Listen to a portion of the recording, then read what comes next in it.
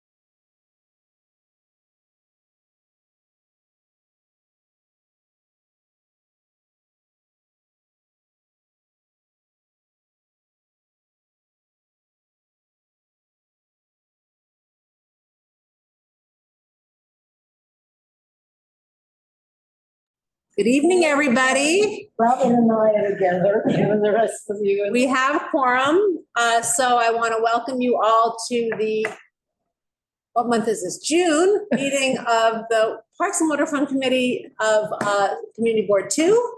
We'll do introductions. We have one agenda item tonight that does not call for a resolution. We're going to get updates from our guest, Robert Atterbury, Parsonship. We're going to get an update from Robert on park updates. Yeah, we're going to do park updates, and then we're going to cover some other additional topics. Okay, great. So let's start with introductions. On Zoom is our chair. Rich, you want to say hi?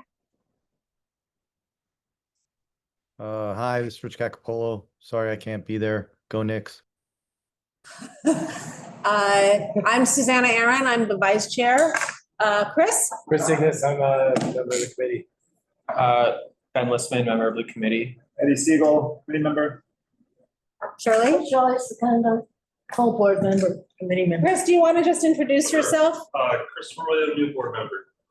Chris is a new board member of Community Board 2, not yet on our committee, but just hanging in and getting familiar with things. And Robert, will you introduce yourself?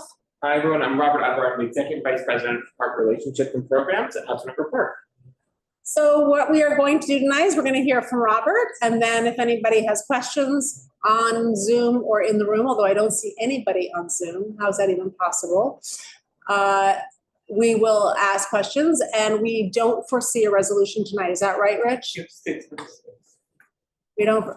We have 6 participants. Yeah, that's us, isn't it? With the attendees. Oh, there is the attendees. Oh, I see. We have Coral. Coral, why don't you introduce yourself? I think you have to move her over. Allowed to talk. So she's quorum then, right? Coral, if you want to unmute yourself. Thank you. Public member of Parks, thank you. And I see also Erica Summer and Therese Flores are on attending. We don't need you guys to introduce yourselves. We'll just keep you here. And if you have anything you want to say when we open up the floor, you just raise your hand. So I would like to know, how do I see this over here? Like how I like to do. Fine, I'll just put this down here. Okay. All right, Robert, off you go. All right, great. So why don't I start with some of the more boring updates before moving into programming. We've been busy times with that last video in Hudson River Park. I condensed some of our updates for folks who are not as part of our advisory council to really just the CB2 portion of the park. Everyone should know we're from Chamber Street to west 59th Street, so there's a lot more park going on. Pier 40 has been undergoing a pretty significant construction upgrades. We have a number of structural issues and some fire suppression and life safety things that kind of stem from inspections based on the garage. Folks may remember that there was that parking garage collapse in Lower Manhattan a few years ago. There have been new rules that really expand the number of inspections and requirements for parking garages. So we've been working our way through that. It's going to be touch every portion of the building. And when I say every portion, I mean every single room, my office, the space between me and the conference room, every bathroom, every closet, the entire amount of every space in the parking garage, all at some point is going to be disrupted as we go, particularly for the fire suppression pieces of it. Can you just tell us the budget for this and the timeline? The timeline is multiple years. I believe right now it's, and I don't know the numbers off my head in the hands, but More or less. Tens of millions. Tens of millions. Wow. We don't have a final number yet, but tens of millions, which will kind of keep the building in its kind of stable status. Some of that money will come from the remainder of the air rights transfer money from 550 Washington that we didn't have to spend on the piles as part of that. So there is pieces that are covered as part of it. Some of it will have to come out of our reserves. With that, we've been working very closely with the tenants at the pier, including P3 and Village Community Boathouse, because again, we have to disrupt their spaces. Also, on it, we appreciate their flexibility in working with us. We are doing our best to schedule around everybody's individual needs. P3, peak of the summer when they can be outside is better. VCB, dead of winter when they are not out boating is better. So we're trying to work our way through with all of our tenants. It's a very complicated building with a lot of moving components. So that is underway. Do you anticipate programs needing to be suspended for any period during this? Not as of yet. Is it just like having workers in the room Yeah, we've been able to work with people so far. VZP had to move a bunch of their boats and other things because in order to get to the sprinkler head in a certain spot, you have to get the lift to a certain spot. It has to be a certain place. We were able to work with them on that in the winter, in their off season. P3, they will not be able to be inside while we're doing the construction in peak summer, but it is during their summer camp season. So they're able to move the sort of camp outside. And we appreciate their flexibility, allowing them to use the inside space in the winter when they most need it, because you can't play baseball in the cold or the rain outside. So we've been working with everybody to try to accommodate it. It seems on track as of now. Obviously, I caveat that with this is a large, challenging, and moving project. You don't know all of the details until you get there. So when you start chipping away concrete, you may discover to do what you think is a minor repair, you may discover much more. And so we are working our way through that. So far this work's been going well. We're doing all we can to sync up schedules and do as much prep work as we can to try to minimize that surprise. That's quite all right. Wait, just want to interrupt you for a second because Nina, can you just introduce yourself? We have a late arrival of a board member. Nina Chen, I'm a board member. Sorry to be late. That's quite all right. Here, do you want to sign? Go ahead, Robert. Sorry about that. As part of this project, there are a couple things that I think folks will be excited to hear. We are at long last replacing rooftop field number 1. Anyone who's played on those fields will know that it's a larger of the 2 rooftop fields. It was down to basically rubber crumb, and that was about it. That repair is underway right now. I'm told rubber crumb is getting delivered as possibly later, sometime this week. It may have been delivered today. We are trying to sync it up to get it done in order for the transition to the summer season, which happens on June 15th, the summer field season. We had to take it offline for the spring season in order to accommodate the repair. I think most of our field users, when I said that we were doing this at all, were thrilled to hear that we were doing it and happy to give up the season in order to accommodate it. We are also looking at redoing the lights for that, and we will be in the future looking at redoing the field lights for Pier 40 and replacing them with new modern LED lights. We are in the process right now, however, of going up there, and these poles are very high in the air, going up to replace some of the burned out bulbs until we can effectuate the change for the total head later this year. Are you doing that personally, shimming up the poles? No. That is a high intensity job that requires like several significant trainings in order to be able to do, because you can install and or drop things. So that is coming in the future. We'll be back with more updates on Pier 40, I'm sure, at some point. But we are appreciating everyone who is helping us in the building work through what is a necessary project. I believe that I'm not sure I've reported this yet here. I have reported the advisory council.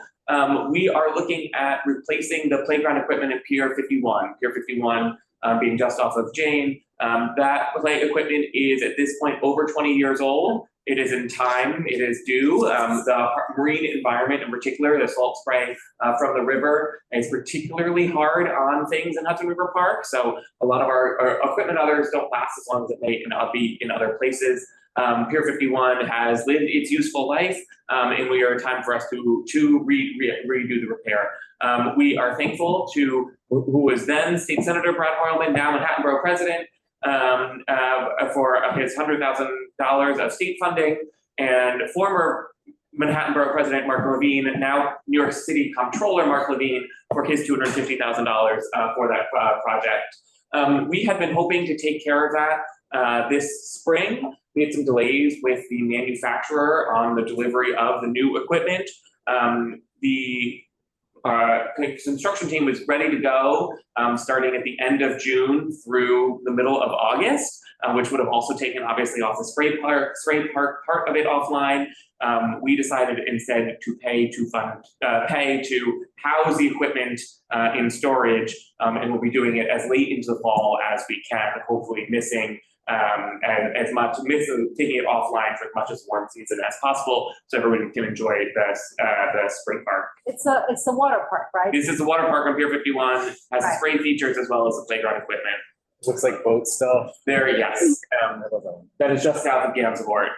It will look, I think, nearly very similar. It's going to be different equipment. The spray, I think we are replacing some of the damaged spray features, but otherwise it will be kind of largely the same on the far end. Nice. I think we're trying to get some more durable equipment. It's pretty decent, because I couldn't tell that it's at it. It is at the end of its life. We don't like to get it before people start noticing. That is, by the time you notice, it seems unsafe. It is unsafe. So we are trying to get ahead of the curve and take care of problems before they exist. And another update that I think any of our field users will appreciate, this summer we are going to be trialing a mobile coffee cart in the Pier 40 courtyard tunnel for folks by the sports fields. It is one of our most requested concessions that we've not been able to deliver in the life of Hudson River Park. We'll see how it works and whether it is financially viable, but we're excited. I don't know exactly who it is, but they are Americanos, Cafe Au Lait, section of local pastries. It's gonna be a coffee cart. So we'll see how it goes.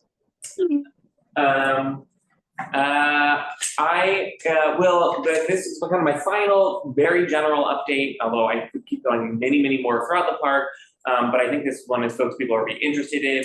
One of the very unique features about Hudson River Park is our waters. All of our water is designated an estuarine sanctuary. It sets us apart from all other parks. There isn't another sort of, I think, legislatively designated estuarine sanctuary in the region. We are the one. There are reserves, we're the only estuarine sanctuary. So we, as part of our mission to help educate about that, and we'll talk about some of our education programs in there, we also do a very robust scientific research program engagement on the habitat. That includes the 25 million oysters that we put in down in Tribeca, the 10 million that we put in on the north side of Gansevoort, our salt marsh restoration, among some of our other habitat projects. We have a partnership with the CUNY Research Alliance Scholars Program. It's run through the CUNY Office of Research, where every year we work with them to select CUNY faculty who work with students to conduct research in the park. This year, we have Dr. Monica Mowry, who is exploring the value of urban parks as refuges for pollinator species and investigating the effects of extreme weather events on insect communities throughout the park. We have Dr. Reza Kanavaldi and Alsar Arab, who is mapping street to estuary pollution pathways using AI models they will train to predict street drain flooding in the park. We also have, beyond our partnership with the Community Research Office, over 26 individual researchers through our Visiting Scholars program from a wide range of institutions. That's CUNY Graduate Center, Baruch College, Columbia, City College, John Jay, NYU, DEP, Barnard, and doing a huge range of research in the park going on this year. So we have someone who is analyzing DNA samples on microplastics and the accumulation of seeing if you can track the accumulation of sort of specific organisms on microplastics to determine, to track, and this is fascinating, bird diseases, birds, and particularly seagull boluses. There are certain bacteria that only live on, pass through certain animals. You can track them because they attach also to microplastics. So you can actually track the spread of disease through tracking of microplastics. At least that's the version of that they are trying to do. We have some interplane wave sensors and again, salt marsh. We are doing photo quadrant surveys of the Gainsborough tide pools for benthic community study on the development within that. We are collecting oysters to measure shell molecular structure growth. This is one of my favorites, and it's my favorite word, and I'm going to screw it up. Was this sclerochronology, which is a new field that they're trying to do. It exists in other things in which we are looking at documenting the growth in oyster shells, the accumulation of materials, and that is from pollutants in the environment, and whether or not you can use the spectrometry to measure the conditions there in such a way that you can look back to determine what conditions were when an oyster shell was made, allowing you to look back at historic oyster shells in order to do that. This would be the oyster shell version of like an ice core. Oh, yeah. Going back in time to determine air pieces. All of this is going on in the park. We have 26 others, which I'm not going to go through. I'm taking some random ones here because I find it fascinating. If you ever want, we have we'll talk about in a moment of some of our other robust education programs. I have a question. I have a question about your Visiting Scholars program. I don't know. What does that mean? Does that mean that scientists apply to do research in the park and you guys give them permission to gain access to the park, or is it more formal or less formal? Yeah, so it is a formal program. We do work with scientists. We put out calls for folks. We have our estuarine, our ESMP, Estuarine Sanctuary Management Plan, which is a requirement under the Act, which sets out our research goal. Each year, we work with our Technical Advisory Committee, which is made up a wide range of universities, DEP agencies, EPA, NOAA, DEP, DEC, every advocacy organization, Waterfront Alliance, Riverkeeper, all of them, to come up with some of our research goals and set priorities. We put out a call to the larger scientific community to allow folks to apply to conduct their research in the park. That can look everything from us simply giving folks access and permission. In order to do it, it may involve park resources. We may be helping someone get out on a boat using our boat. We may be, if we are, a lot of things, particularly in the estuary, are water sample based. If we already have a sort of a robust water sample collection program in the park from various sites, we regularly collect anywhere from 5 to 8 sites in the park, kind of depending on the part of the year. We can collect an extra sample and send it to you. It may be part of our microecology. It may be storing samples or using our equipment to do some study or eDNA studying in using our equipment in the park. So it really ranges, depends on their need. One key component of that is that we ask all of our scientists who are visiting scholars to both prepare a report at the end of their project and that we produce and share that data online.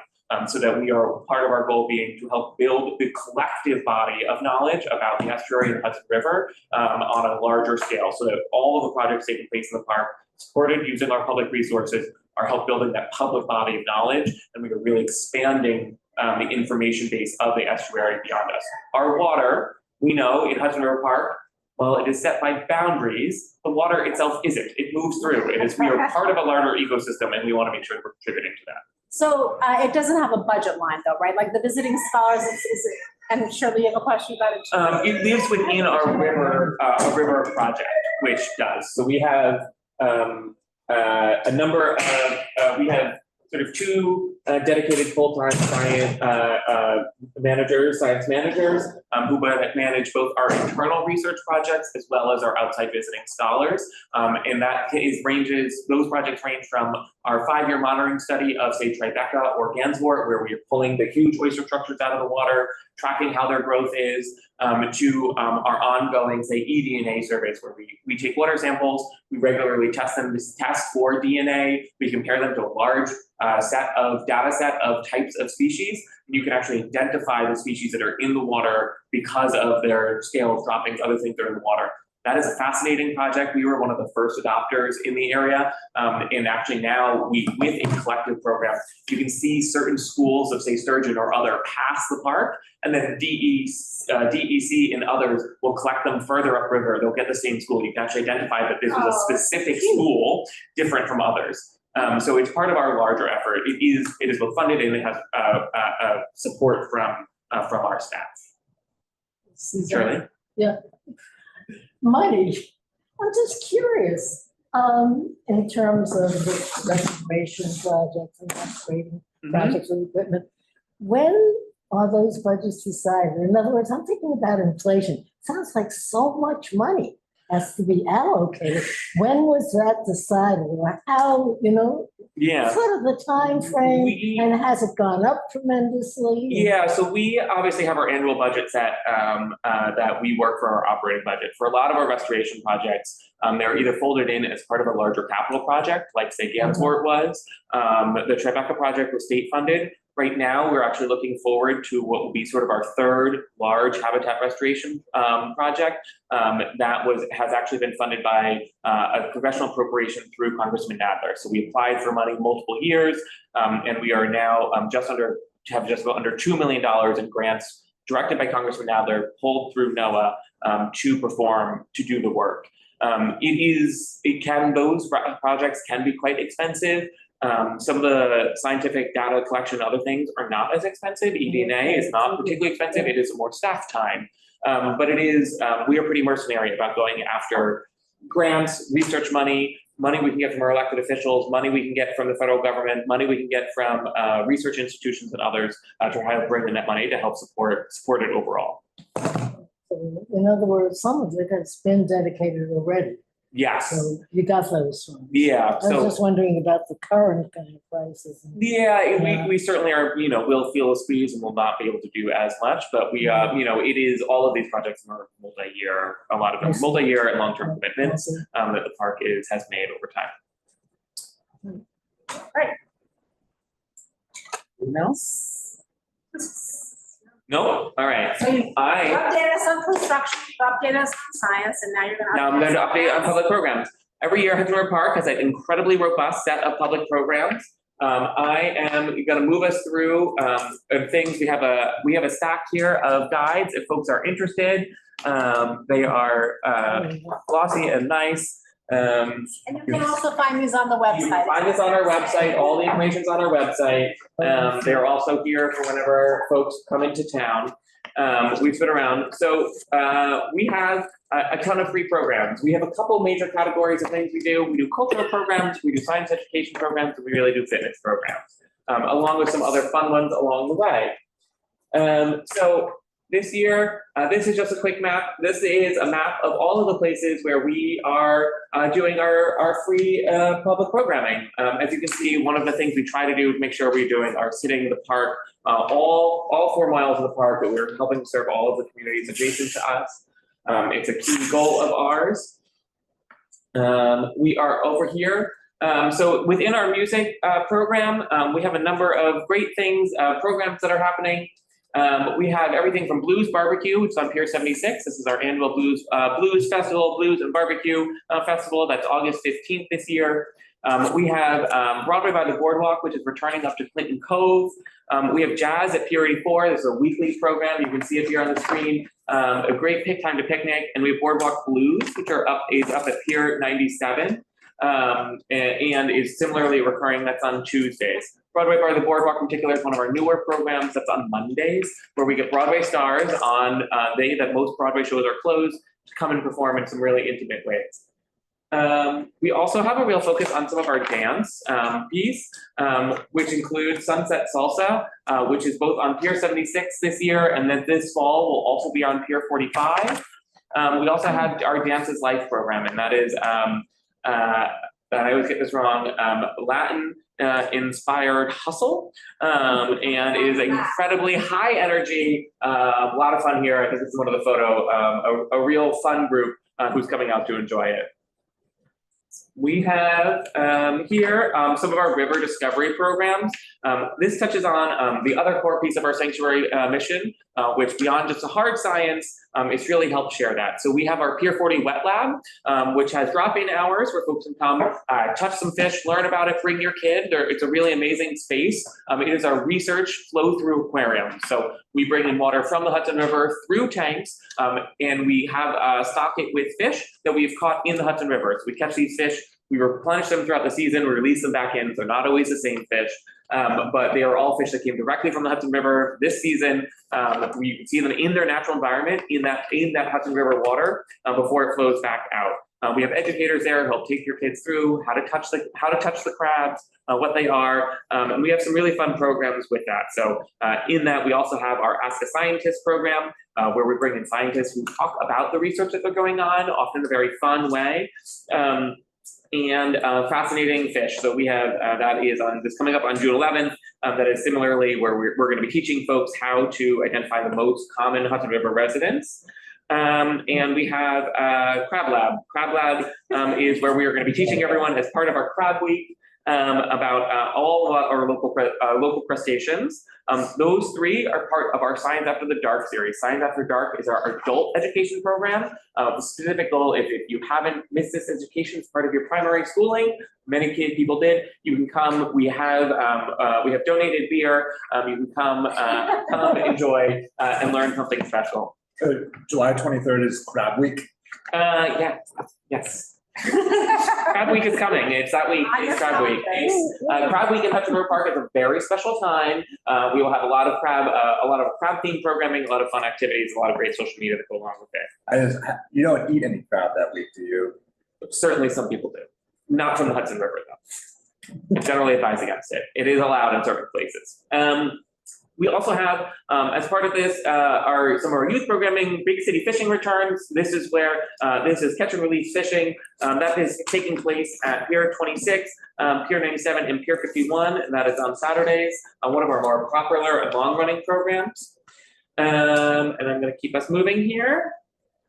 I talked about Science After Dark already. You can see our pirate. It really crashed this photo. We're gonna use it forever. Fitness. We this year our Healthy on the Hudson series, which is our free fitness programming, which runs 4 days a week, is sponsored by Chelsea Piers, OBE Fitness, and Pure Gym. So they each have instructors who come and do it. In CB2, we have HIIT, which is on Tuesdays on Pier 46. Just south of Pier 25, we have conditioning, and just north, we have yoga on Thursdays at Pier 64. We also have Pilates at the Pier 97.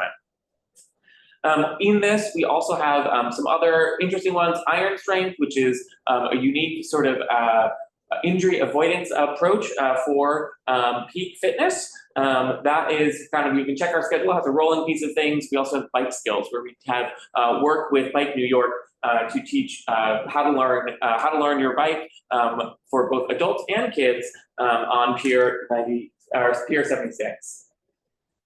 In there, we also have some really great special events. So we have this year, we have Juneteenth, which is coming up on June 18th with the Ladies of Hip Hop. It is a exploration of Black social dance this year. Last year was a lot of fun, a very fun show. which is more of a retrospective, it should be a good one. That's on Pier 45. We are also participating in West Side Fest with many of our other CB2 partners, Whitney, the Shed, the AIDS Memorial, the LGBT Center, the Highline, some of those other folks to do programming all collectively. My final sum up here, we have things like, Improv Everywhere, which is taking place on Pier 45 and 46 this year. That is a fun, you listen to podcasts as you do funny things. It's a great mob scene that comes in. There's them all spraying their misters here. One of our new programs this year is a series of adaptive sports sessions. We've long partnered to do adaptive skating once a year.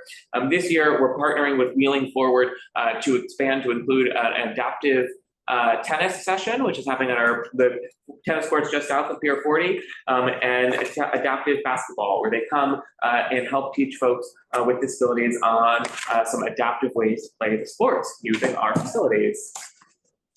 Here, we also do all of our volunteering, blue team, green team. You can come participate, help clean up the park, care for our park, and with our Hudson River Park friends. I have a question for you. I'm sure others do as well. So yeah. It's a very small group. Feel free to raise your hands. We'll all ask questions as we come to them. Two huge events, World Cup and Pride.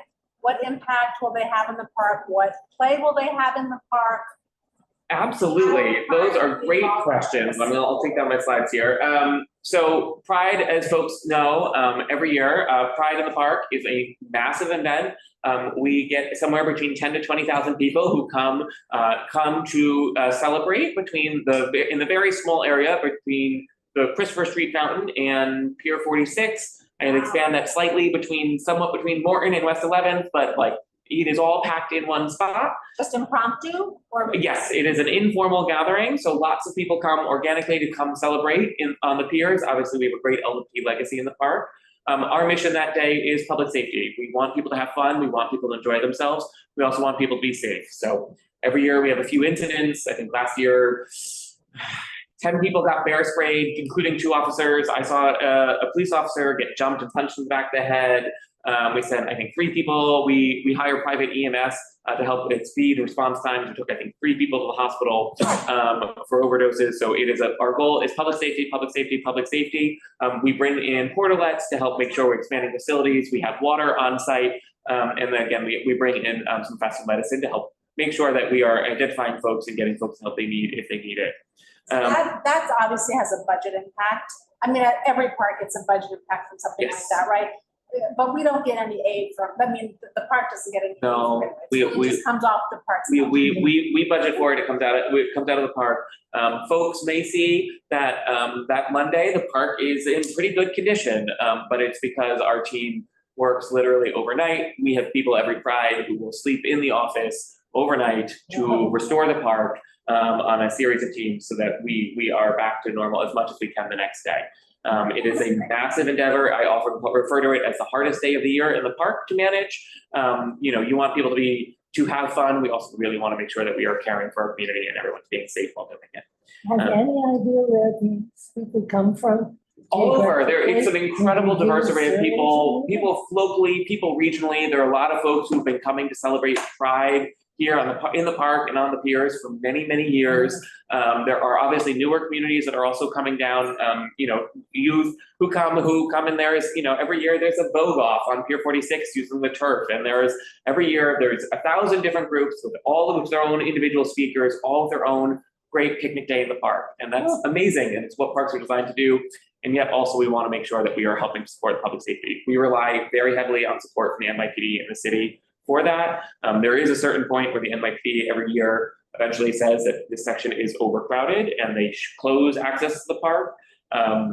And we rely on them to be able to do that. We would not be able to do that safely on our side of the highway. So that is all happening, as you said, impromptu. It's not an organization with Heritage and Pride. It's not a posted event or anything like that. It's just what happens because it's the park. Organic public gathering. Right. And which is something that it's supposed to be. It is everyone is coming to enjoy their day in the park, and it just happens to be a whole lot of people doing it all at once. And so we work our best to make sure that we're both maintaining that. I will say we have like a permit blackout. We actually don't allow folks who come in We get every year requests of folks who want to turn that event into their own, who want to pop up a stage and or health concessions and or brand it or have their brand pop up in the middle of it. And we maintain it as this is open public park. We're here to support open public park use and try to do our best to make sure that this happens in the safest way possible for as many people as we can before it gets the crowding overwhelms it. So what about World Cup? So World Cup is interesting. We have certainly the Intrepid is doing a series of watch parties. Some of our other tenants and concessionaires may do some things either around World Cup or the Knicks, the finals.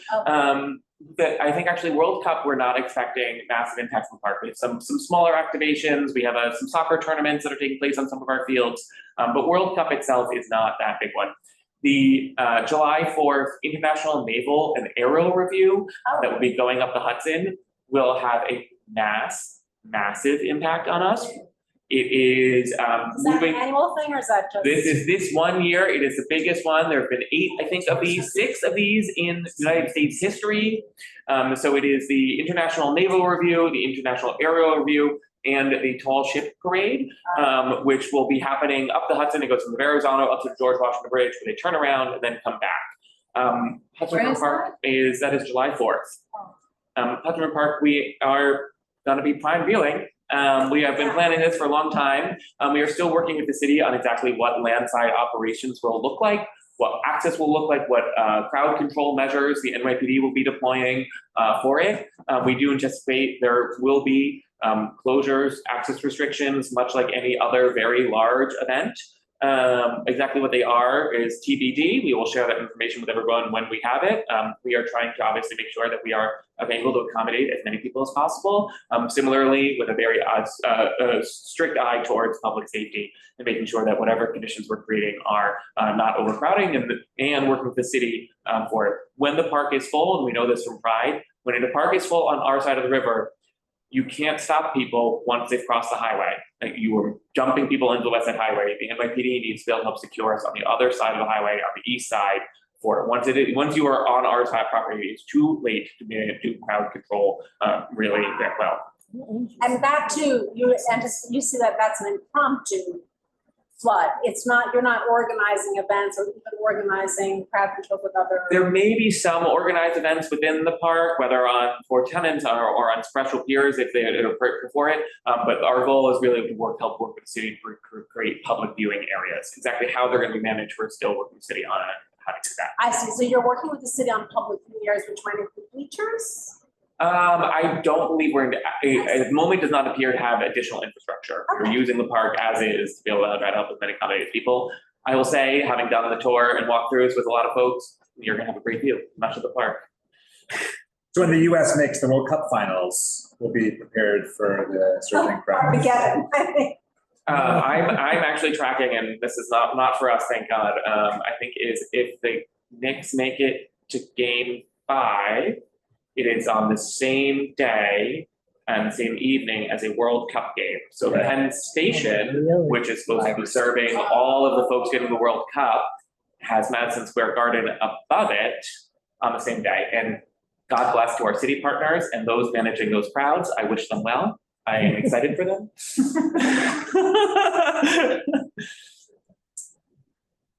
Any questions, guys?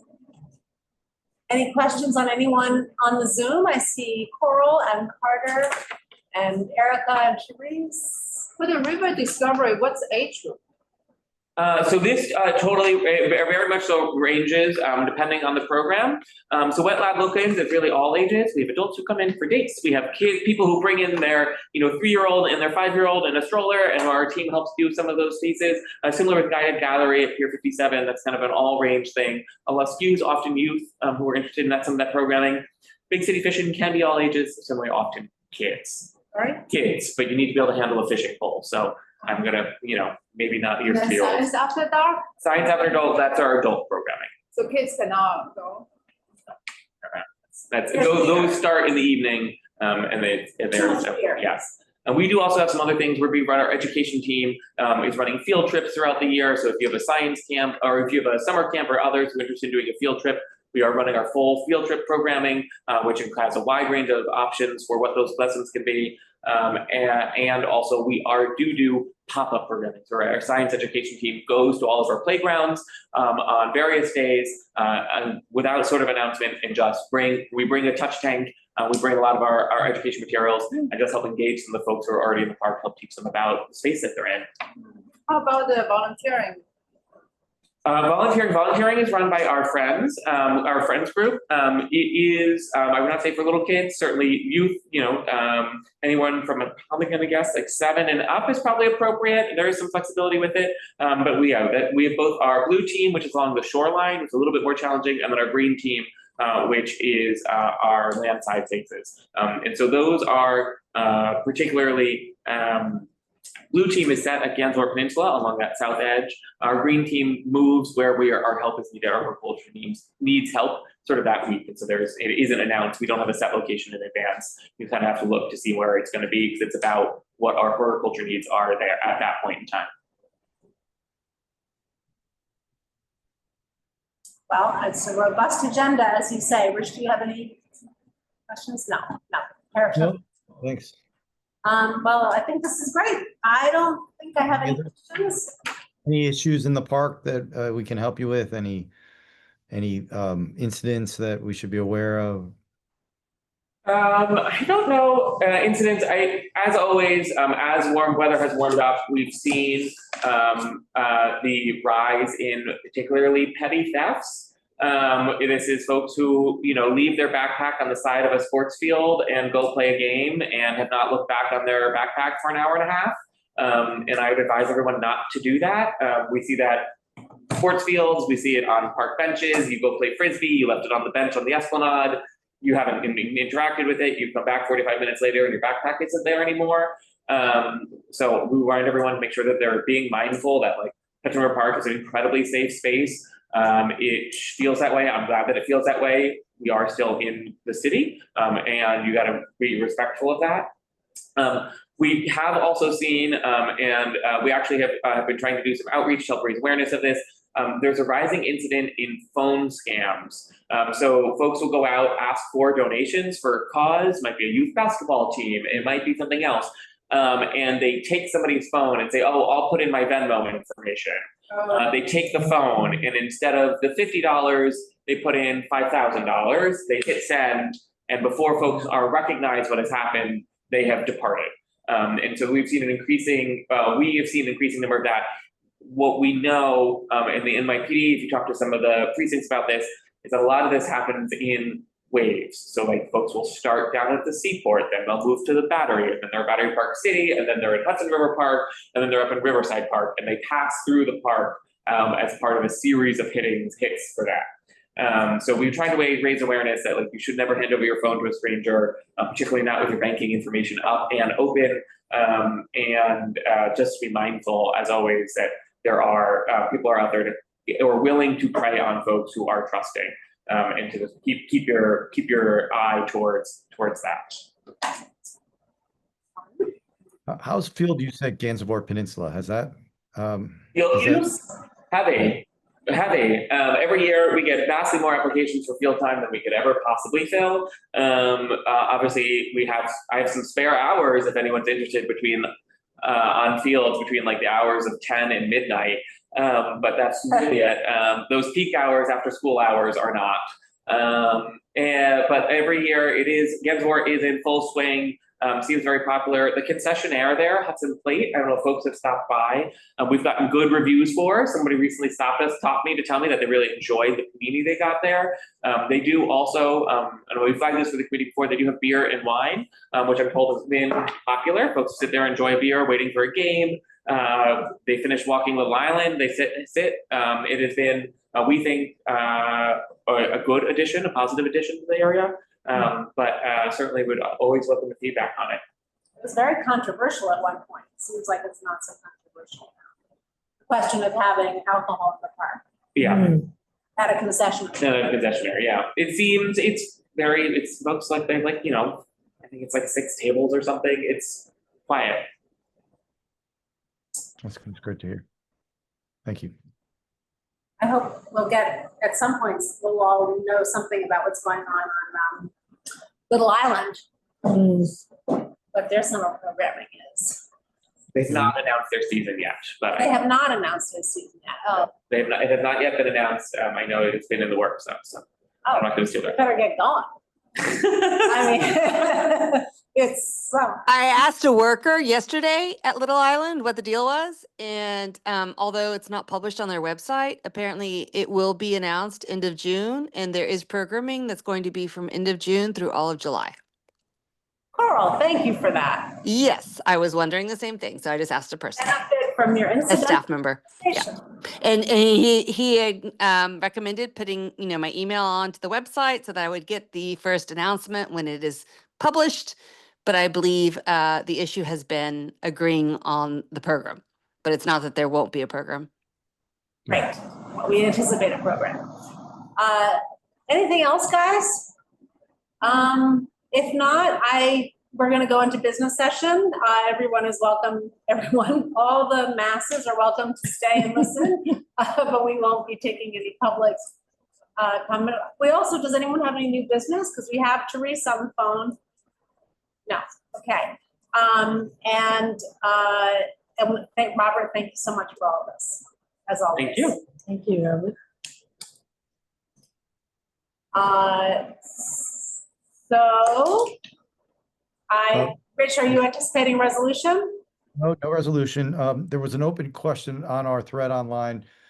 Teresa might have some insight, or I wanted to respond with Dick Blodgett's passing, which thanks for all the comments for people who wrote back talking about what a great guy he was. Coral asked if there is a group of volunteers that'll step up to cover Charlton Plaza or help support Charlton Plaza now that Dick is gone. And I'm told there are. I know like Cheryl McGinnis is going to take over some of the activities, and there is a group there. But Teresa, do you know more about that? This is the first I'm hearing that Dick has passed. Oh, And yeah. I'm really sorry to hear that. He's been a big part of my life for I think the last 7 years, and I think everything that he's programmed there will be sorely missed. So anything I can do to help, I can stop by with the hose, I can bring my interns. I have 7 of them this year. That's just really sad news. Yeah, he was. I think I wrote it. I can send you the link to his. There's an obituary. He was 85, I think I said. So Thank you. yeah, I saw him a couple of months ago, and he was out there watering, but there was a bit of a not a celebration of his life, but there was an event last Saturday. Some people came out and remembered him, and there'll be an official event sometime this summer from his family, and we'll be notified of that. So. Oh, good to hear. I reached out to Jen Sale, who still, even though she lives in Massachusetts now, is still running the Father Fagan part and kind of coordinated closely with Dick. And she said we should check with 2 Charlton. Yes, that's and that 2 Charlton should be the people that are kind of managing it. If not, she would help connect us to the individuals. Yeah, that's where Cheryl McGinnis lives, and at Charlton, it's called Charlton Plaza, 2 Charlton. Yeah. So that syncs with what I was told. So yeah, it's he put in a lot of effort, and there's also he and some others that would make financial contributions or buy things to keep the park looking good. So and organized volunteers and brought us all out and made us cookies at Christmas at Father Fagan. So great sorely missed. Absolutely. A great example of a guy who just, went through and took on something that he wanted to contribute to, and really helped manage it into, wonderfully well. So great. He was a great guy. Okay. Thanks for the opportunity to remember him. And I think that's all I had. I think then that's all that we have. Yes? Thank you for running the meeting, Susanna. Thank you all for being here. And thank you. See you after. Rich, I sent you a picture of the attendance and I'll leave this here for Mark. Yep, thank you Hi, guys. all. We are adjourning at 7:21.